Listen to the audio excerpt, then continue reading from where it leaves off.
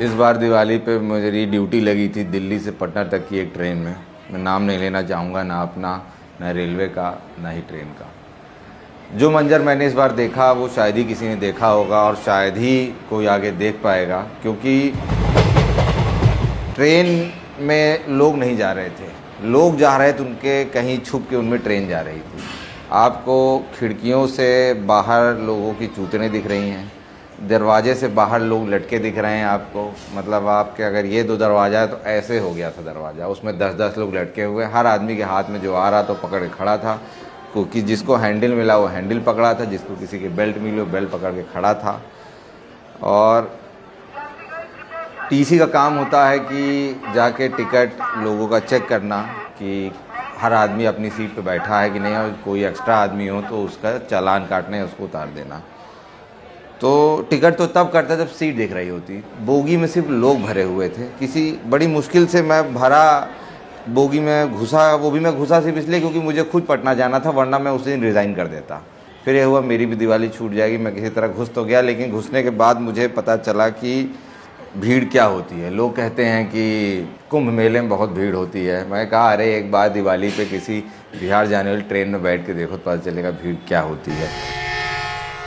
चारों तरफ सिर्फ इंसान थे। मतलब बोगी का कलर, सीट का कलर आपको नहीं पता चल पाएगा। डर लग रहा था कि कहीं किसी से टिकट मांगूँ तो कोई मुझसे सीट ना मांग ले, मैं कहाँ से दूंगा। टीटी को एक सीट दी जाती है कि ये आपकी सीट होगी, तो मैं कहता हूँ वो सीट आपको कोच में नहीं देनी चाहिए, वो या तो इंजन में दे दो। चाहे मुझे लगता है मैं हूँ ही क्यों टीटी, इससे अच्छा मैं लोको पायलट होता। कम से कम कितनी भीड़ होती, कम से कम 2 ही लोग बैठ के तो जाते। ट्रेन रात में चली थी और मैं S1 में घुसा किसी तरीके से मेहनत करके कि भाई मुझे भी लेते चलो। शुक्र किया जो लोग बैठे हैं, गुजारिश की भाई मुझे भी अंदर ले लो, मुझे भी जाना है। किसी तरह मुझे अंदर घुसाया गया। अगले दिन में पहुंचती है ट्रेन पटना, और मैं S2 तक ही पहुंच पाया था। और चलने की जगह तो थी नहीं, तो आपको बोलना था भाई साहब मुझे थोड़ा ढकेल दो, क्योंकि भाई मुझे उठा के वहाँ रख दो। तो लोग आपको किसी तरह यहाँ से वहाँ पहुँचा दे रहे थे।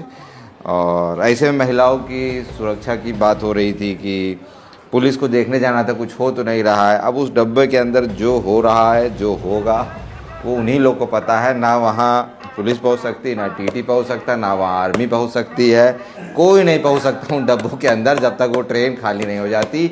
उस ट्रेन के अंदर इतनी भीड़ थी कि एक बार आप घुस गए तो जो पानी खाना आपके पास है बाहर, उसे आप खा लीजिए, और जो अंदर है उसे आप वहीं निकाल दीजिए, क्योंकि आप वहाँ से हिल नहीं सकते। लोग मुंबई में कहते हैं कि लोकल में बहुत भीड़ होती है। अरे एक बार दिवाली और छठ पे हमारे यहाँ आओ, दिखाते हैं भीड़ क्या होती है। तो मैं तो कहता हूँ महेंद्र सिंह धोनी ने अच्छा हुआ छोड़ दिया टीटी, वो जाके क्रिकेट खेलने लग गया, क्योंकि ये जॉब है ही नहीं करने लायक। भाई साहब थैंकलेस जॉब है एकदम। संपर्क क्रांति प्लेटफॉर्म नंबर 3 पर आ रही है।